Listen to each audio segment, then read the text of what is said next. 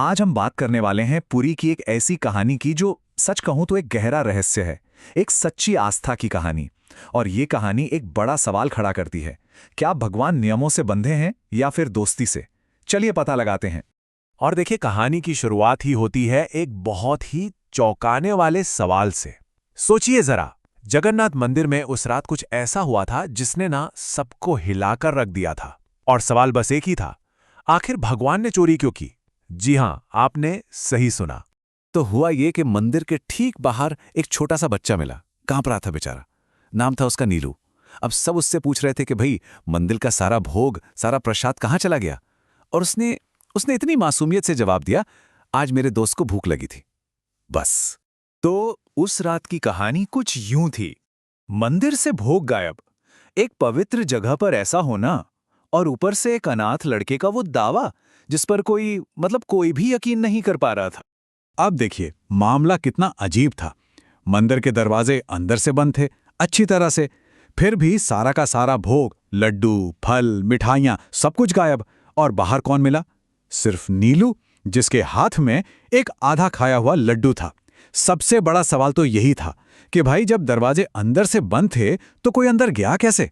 देखिए, ये जो घटना थी ना, ये सिर्फ एक चोरी नहीं थी। असल में ये दो दुनियाओं का टकराव था।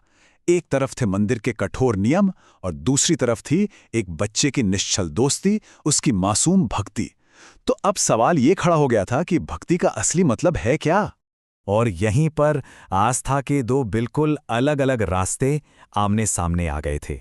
एक तरफ थे पुजारी, जिनके लिए भक्ति का मतलब था डर और नियम कानून, भगवान उनके लिए एक बहुत दूर की, बहुत शक्तिशाली हस्ती थे। लेकिन नीलू के लिए, उसके लिए भगवान एक करीबी दोस्त थे, एक ऐसा दोस्त जिससे वो बातें कर सकता था, अपना दुख सुख सब कुछ बांट सकता था। अब जो मंदिर के जो बड़े बुजुर्ग थे, उन्हें नीलू की ये दोस्ती परंपरा के लिए खतरा महसूस हुई। उनको डर था कि अगर ऐसा चला तो लोग भगवान से डरना ही छोड़ देंगे। तो उन्होंने एक सख्त फैसला सुनाया, नीलू को मंदिर से निकाल दिया जाएगा। तो नीलू को निकाल दिया गया, लेकिन उसके जाने के बाद मंदिर में एक बहुत ही अजीब, एक परेशान कर देने वाली खामोशी छा गई। ऐसा लग रहा था मानो भगवान ने भी चुप्पी साध ली हो। और ये खामोशी सिर्फ महसूस नहीं हो रही थी, ये साफ साफ दिख भी रही थी। सबसे पहले मंदिर में जो भोग बनता था वो अचानक कड़वा लगने लगा। फिर ताजे ताजे फूल जो वेदी पर चढ़ाए जाते थे और रातों रात मुरझा जाते थे। और सबसे अजीब बात, मंदिर की घंटियों ने मिस्टीरियसली बजना बंद कर दिया। ये तो पक्का था कि कुछ बहुत गलत हो रहा था। और उधर मंदिर से दूर नीलू अकेला था, बीमार पड़ रहा था।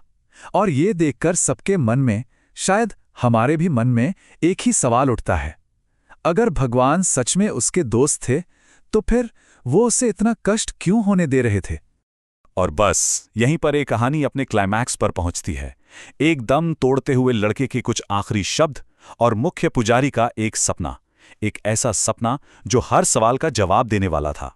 तो जब नीलू को वापस मंदिर में लाया गया, उसकी हालत बहुत बहुत खराब थी। वो अपनी आखिरी सांसें ले रहा था और उसने बस धीरे से फुसफुसाया, वो आ गए। और बस उसके चेहरे पर एक हल्की सी मुस्कान आई और उसने शांति से दम तोड़ दिया। फिर उसी रात मुख्य पुजारी को सपने में भगवान जगन्नाथ के दर्शन हुए और भगवान ने उनसे कहा, तुम सब ने ये सोचा कि मैं देर से आया, लेकिन तुम लोग ये नहीं जानते कि मैं उसे लेने नहीं आया था, मैं तो उसे तुम्हारे भ्रम से छुड़ाने आया था। तो फिर असली चमत्कार क्या था? कोई आसमानी रोशनी नहीं, कोई मूर्ति का हिलना डुलना नहीं। असली चमत्कार था एक अकेले लड़के की कहानी। एक ऐसी कहानी जिसने एक पूरे समाज की, पूरे समुदाय की आस्था को लेकर जो समझ थी, उसे हमेशा हमेशा के लिए बदल कर रख दिया। और ये बदलाव सिर्फ सोच में नहीं था, ये असल में जमीन पर दिखा। मंदिर में पहली बार अनाथ बच्चों के लिए कमरा खोला गया। लोगों की प्रार्थनाएं अब मांगों की लिस्ट नहीं, बल्कि एक शांत भरोसा बन गई। भगवान का डर एक अपनेपन के एहसास में बदल गया। और सबसे बड़ी बात, रोज जो भोग लगता था, उसका पहला हिस्सा किसी भी भूखे बच्चे के लिए अलग रखा जाने लगा। इस पूरे अनुभव से उस समुदाय ने एक बहुत जरूरी बात सीखी। उन्होंने मांगने और भरोसा करने के बीच का फर्क समझा। देखिए, मांगना क्या है? वो एक तरह का सौदा है जो हमारी इच्छाओं पर टिका होता है। लेकिन भरोसा भरोसा तो एक रिश्ता है जो सच्ची आस्था पर, फेथ पर टिका होता है। और शायद इस पूरी कहानी का जो सार है वो इस एक लाइन में छिपा है। भगवान कभी देर नहीं करते, वो तो बस ये तय करते हैं, ये देखते हैं कि कौन उनसे कुछ मांग रहा है और कौन सिर्फ उन पर भरोसा कर रहा है। तो अगली बार जब भी ऐसा लगे कि प्रार्थना सुनी नहीं जा रही या कि भगवान चुप हैं, तो शायद नीलू की ये कहानी याद कर लेनी चाहिए। क्या पता, अगर आज भगवान चुप हैं तो इसका मतलब ये हो कि वो काम पर लगे हुए हैं, शायद हमारे ही भीतर।